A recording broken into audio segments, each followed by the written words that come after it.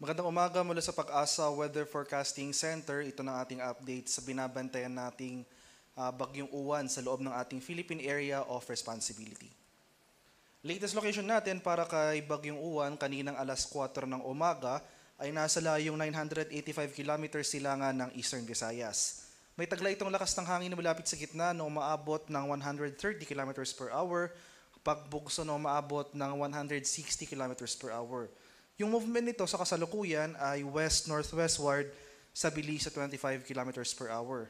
Ngayong araw magsisimula na tayong makakaranas ng masungit na panahon dito sa silangang bahagi ng Luzon and Visayas. And Metro Manila at malaking bahagi ng ating bansa, makakaranas na rin tayo ng maulap na kalangitan at mataas sa tsansa ng mga kalat-kalat na pag-ulan since may kalawakan nga yung radius ni Bagyong Uwan. Ito yung ating latest track and intensity forecast kaninang alas 5 ng umaga. Makikita natin, wala naman tayong significant na naobserbahang changes sa ating track scenario as compared sa ating previous issuance sa ating 11 p.m. bulletin kagabi. Ganun pa rin ating scenario nakikita, magpapatuloy yung generally westward or west-northwestward na paggalaw ni Bagyong Uwan sa mga susunod na araw. Pero patuloy nga itong lalakas or mag-intensify up to a super typhoon category prior to its possible landfall dito sa northern portion ng Aurora or southern portion ng Isabela bukas ng late evening or sa madaling araw ng Lunes. So prior to landfall ay lalakas pa itong intensity nitong si Bagyong Uwan at up to super typhoon category nga yung peak intensity na ating nakikita. Makikita na rin natin na may kalawakan yung radius nitong mga malalakas na hangin na dulot ng bagyo. Makikita natin dito sa ating track forecast itong malaking bilog na shaded ng yellow. Ito yung area na kung saan saklaw or ito yung area na kung saan mararanasan natin yung mga malalakas na hangin na dulot ng bagyo.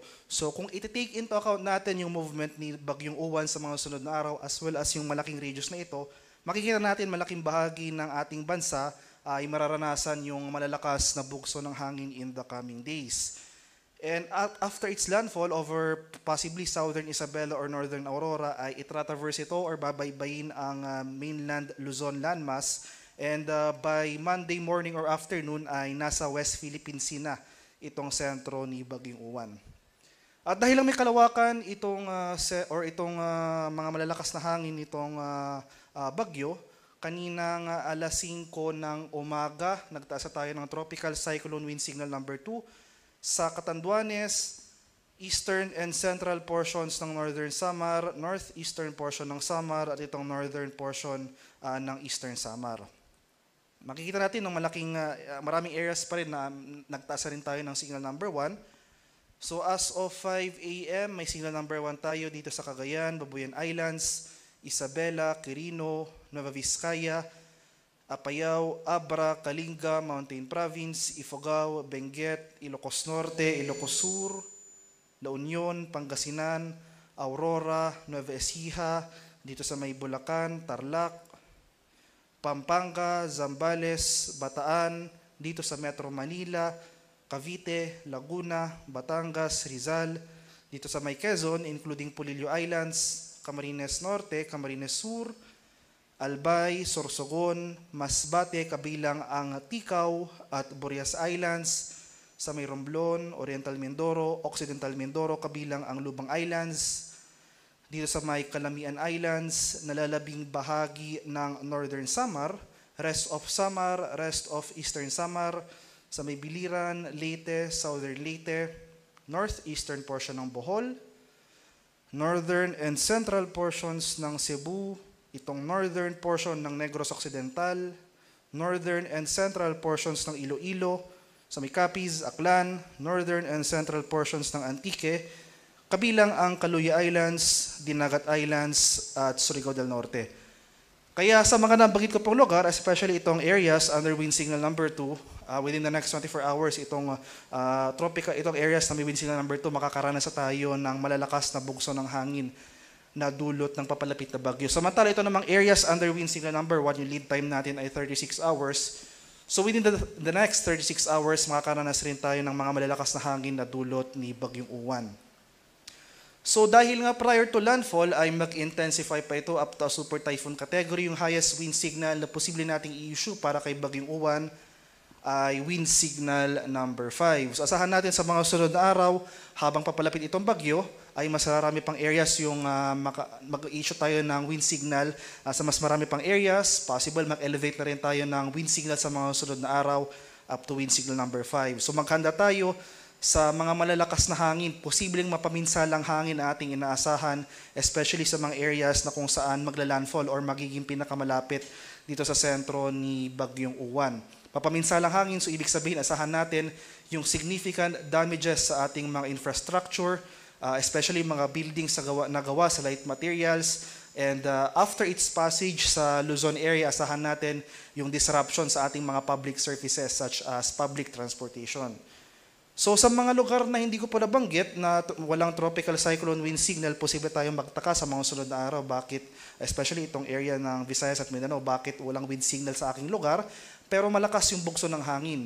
So dahil may kalawakan nga yung radius ni Bagyong Uwan, for today and tomorrow sa mga lugar kung hindi nabanggit na walang wind signal, the rest of Palawan, Visayas and Mindanao, asahan natin yung mga pagbugso ng hangin for today and tomorrow.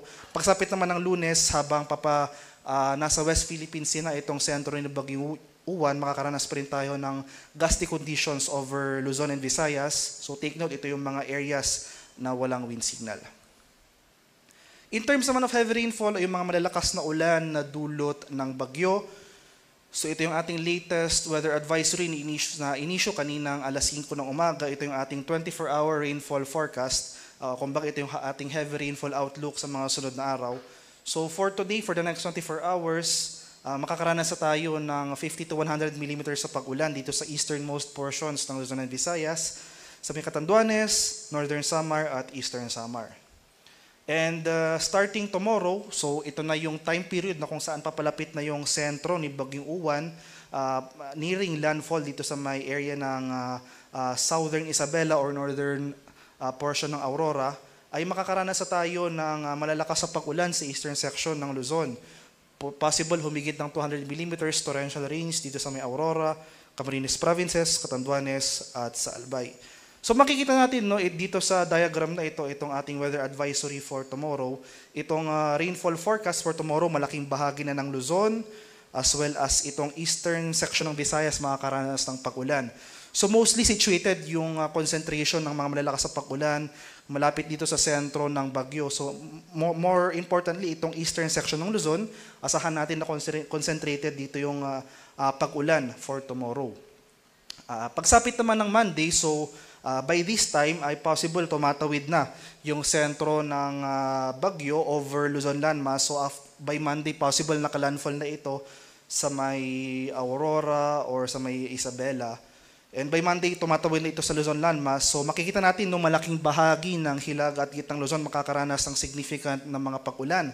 Greater than 200 millimeters dito sa may Ilocos Region, Cordillera, Cagayan Valley, at itong northern portions ng Central Luzon. And magpapatuloy pa rin yung mga pag-ulan for the rest of Luzon, pero mababawasan na yung mga pag-ulan dito sa may Eastern Visayas and portions of Bicol Region. Kaya sa mga susunod na araw, maging handa po tayo at alerto sa mga banta ng flooding at landslides dahil makikita natin dito na malalakas yung ating rainfall projections. Significant yung rainfall na ating mararanasan sa mga susunod na araw. Maging handa po tayo at alerto sa mga banta ng flooding at landslides. Posible rin yung tsansa ng pag-apaw ng mga ilog at dalampasigan. Isa ring hazard na ating kailangang ipaalala sa ating mga kababayan ay yung hazard or yung banta ng storm surge, yung daloy ng bagyo. Ito yung pagpasok ng tubig dagat further inland. So yung mga pinaka-susceptible dito ay yung ating mga kababayan sa mga low-lying at mga exposed na coastal areas. So base sa ating latest storm surge warning na in-issue kanina alas 2 ng umaga, posibleng umabot ng more than 3 meters ng storm surge ang ating mararanasan within the next 48 hours sa may Camarines Norte, Camarines Sur, Catanduanes at portions ng Quezon.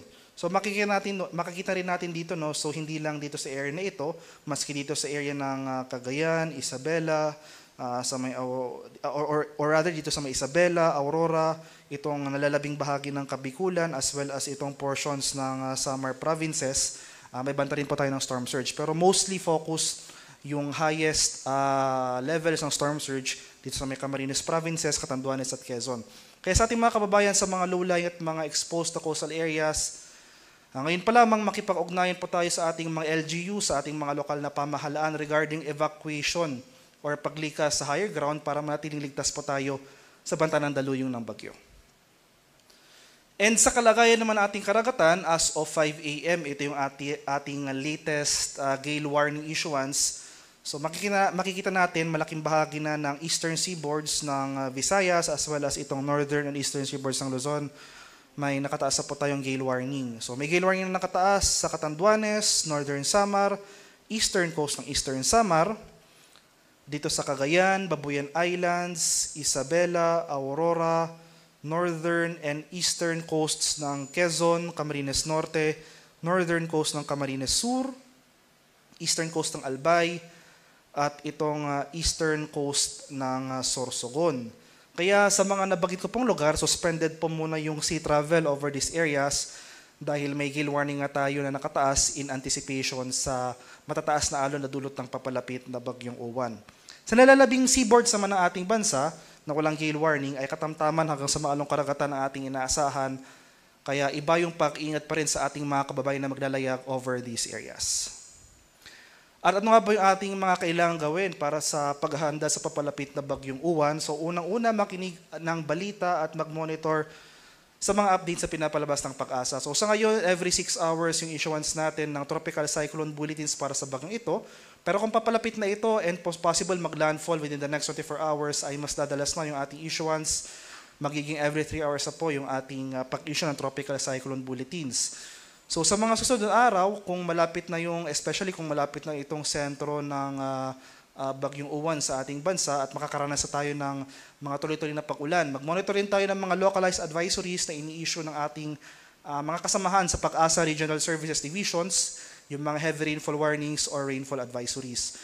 So, may pangalawa, magkaroon po tayo ng community at family plan, so makipag-ugnayan sa ating lokal na pamahalaan, and magkaroon din ng plano up to the family level. So for example, kung ganito na yung kalagayan o yung sitwasyon ng panahon sa labas ng ating tahanan, ano na ba yung dapat nating kailangan gawin?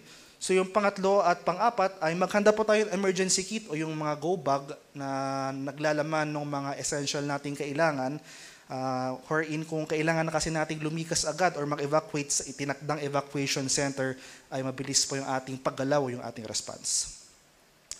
Para sa karagdagang impormasyon tungkol sa ulat panahon, especially nga yung ating mga ini-issue'ng tropical cyclone bulletins and yung mga localized warnings, mga heavy rainfall warnings or rainfall advisories, ay i-follow kami sa aming social media accounts at DUST_Pag-asa. Mag-subscribe na rin kayo sa aming YouTube channel sa DUST Pag-asa Weather Report at palanging bisitahin ang aming official website sa pag-asa.dust.gov.ph at panahon.gov.ph. At yan lamang po ang latest mula dito sa Pag-asa Weather Forecasting Center. Magandang umaga sa ating lahat. Ako po si Dan Villamilo Gulat.